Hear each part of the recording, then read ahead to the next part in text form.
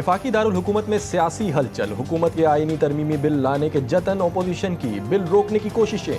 हुकूमत और ओपोजिशन की मौलाना फजलुर रहमान को मनाने की जद्दोजहद।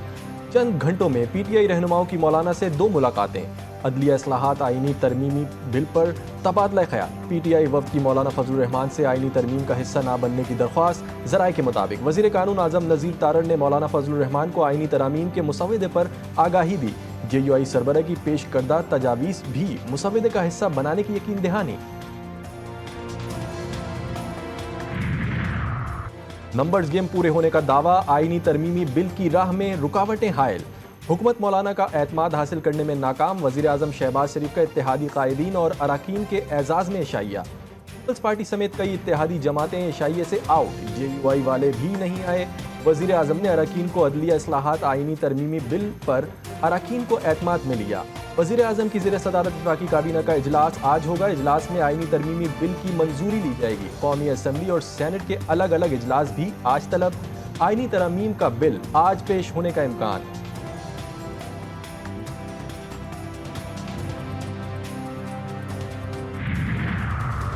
नंबर्स पूरे होंगे तो बिल पास करेंगे।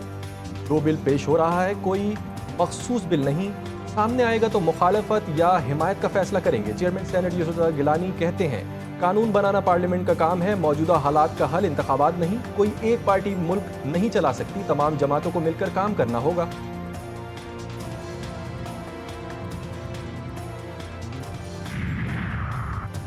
मुल्क में बाज गश्त है कि आईनी तरामीम लाई जा रही हैं। पीटीआई सेनेटर शिबली फराज का सेनेट में इजहार ख्याल। कहा, अगर तैयारी नहीं थी तो इजलास क्यों बुलाया?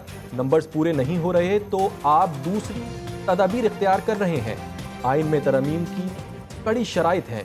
लोग लगे हुए हैं कि मेम्बरान को कैसे तोड़ा जाए, कैसे उठाया जाए। आईनी तरमीमी बिल को सेक्रेटरीट रखकर शुरू से ही मुतनाज़ा बना दिया।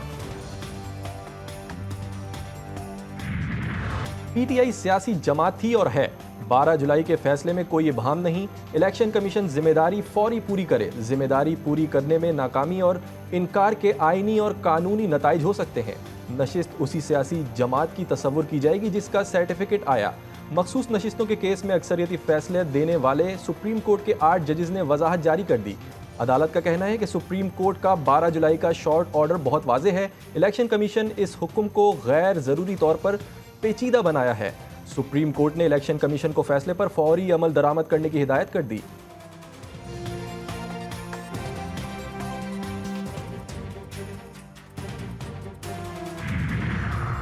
इलेक्शन कमीशन बैरिस्टर गौहर और चेयरमैन पीटीआई उमर अयूब को सेक्रेटरी जनरल तस्लीम कर चुका। मुख्तसर हुक्मनामे का पैराग्राफ 8 में वाज़ेह तौर पर ऐलान किया गया है कि हासिल करदा नशिस्त फ़ौरन उसी जमात की हासिल करदा नशिस्त तस्वुर की जाएगी। सुप्रीम कोर्ट के फैसले में कहा गया कि कोई बाद का अमल इस वक्त के मुताल्लिका तारीखों पर होने वाले मुआहदे को तब्दील नहीं कर सकता। तयशुदा हैसियत के मुताबिक ये कामयाब उम्मीदवार पीटीआई के उम्मीदवार थे। वाज़ेह मामला पेचीदा बनाने, इबहाम पैदा करने की कोशिश मुस्तरद की जाती है। कमीशन के जरिए जारी फहरिस्त महज इंतज़ामी अमल है। मकसद तमाम मुताल्लिका अफराद को मालूमात और सहूलत फराहम करना है।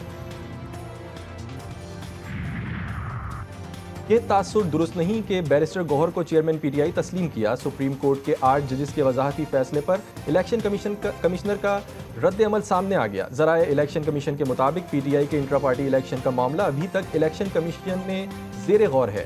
पीटीआई इंट्रा पार्टी इंतखाबात पर कोई हतमी फैसला नहीं किया गया है। इलेक्शन कमीशन ने हमेशा इस मामले को जल्द अज जल्द निपटाने की कोशिश की। पीटीआई ने बार बार ताख़ीरी हरबे आजमाए।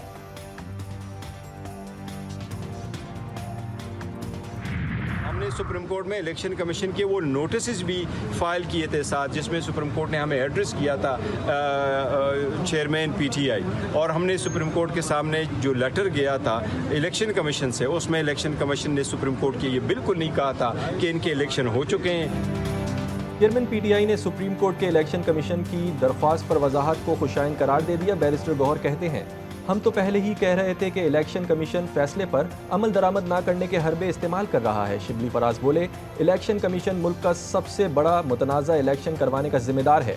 तहरीक इंसाफ को बतौर सियासी जमात तस्लीम करने से मुतालिक सुप्रीम कोर्ट ने इलेक्शन कमीशन को एक बार फिर वाज़ेह हिदायत दे दी।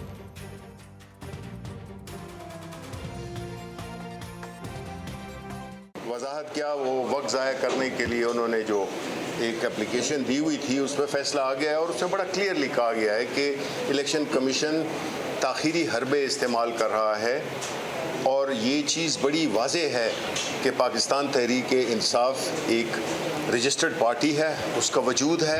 पाकिस्तान के अवाम इस वक्त कैदी नंबर 804 के साथ खड़े नहीं है। जितने भी बाई इलेक्शंस हुए हैं जनाब स्पीकर, उसमें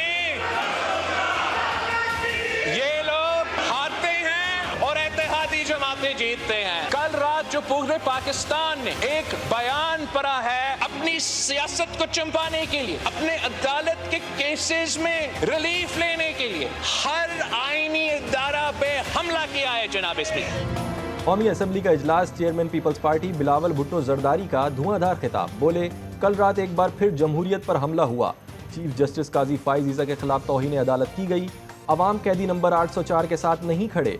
फॉर्म 45 और 47 के प्रोपेगेंडे पर बड़ी कहानी सामने आने वाली है।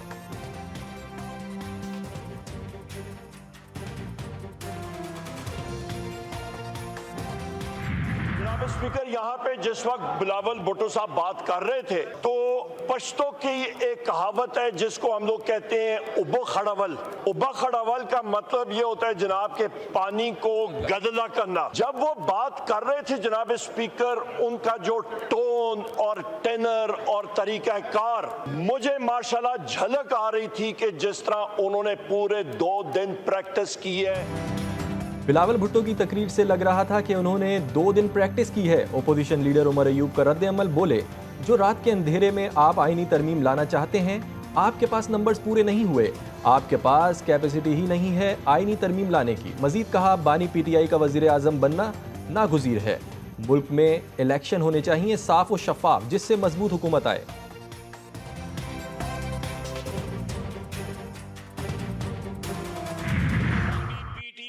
उनको अपने हाथ में रखना चाहते हैं क्योंकि उनको पता है कि उनके राब्ते हैं। बवक्ते जरूरत वो उन राब्तों को इस्तेमाल करना चाहते हैं, लेकिन साथ इस जो मैसेज उन्होंने ट्वीट के जरिए दिया है, ट्विटर पे दिया है, जनाब डिप्टी स्पीकर, ये एक दोगली पॉलिसी है। वो जो क्रेडिबिलिटी पहले तो उनकी कथित तौर पे नहीं है। वज़ीर दिफा ख्वाजा आसिफ की भी पीटीआई पर गोलाबारी। कौमी असम्बली में खिताब में बोले, बानी पीटीआई के केपी में नफरतों की आग भड़का रहे हैं। कोई सूबा दूसरे पर लश्कर कुशी की बात नहीं करता। डर है खुदा न खास्ता केपी में अलहदगी की तहरीक ना चला दें। मजीद कहा, जलसे में जो गुफ्तगू की गई वो अलहदगी पसंदों की जबान है। बानी पीटीआई अली अमीन गंडापुर को अपने हाथ में रखना चाहते हैं। बानी पीटीआई अली अमीन गंडापुर के जरिए अपने राबते बरकरार रखना चाहते हैं।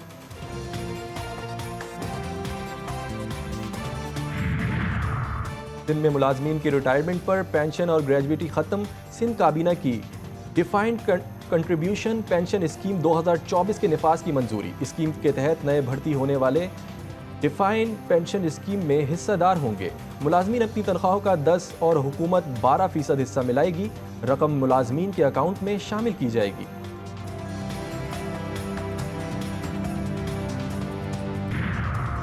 एशियन हॉकी चैंपियंस ट्रॉफी का बड़ा टाकरा भारत के नाम। पाकिस्तान को 1 के मुकाबले में 2 गोल से शिकस्त।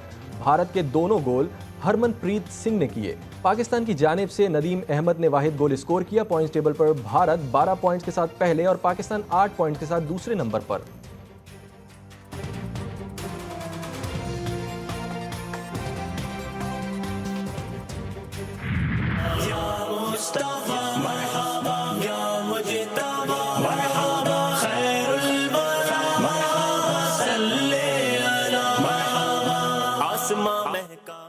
नबी करीम सल्लल्लाहु अलैहि वसल्लम की विलादत बासादत का जश्न मनाने की तैयारियां उरूज पर। गली गली, करिया करिया, महल्ला महल्ला, बरकी कुमकुमों की रोशनियां। शाहराहों पर सब्ज झंडों और झंडियों की बहारें। लाइटों, झंडों, झंडियों की खरीदारी में तेजी। ईद मिलादुन नबी सल्लल्लाहु अलैहि वसल्लम की मुनासबत से बैजेस और दीगर अशिया की फरोख्त में भी इजाफा। मुख्तलिफ शहरों में जुलूस, रैलियों और महफिल मिलाद का इनेकाद जारी। दुरूद व सलाम से फिजाएं मुअत्तर होने लगी।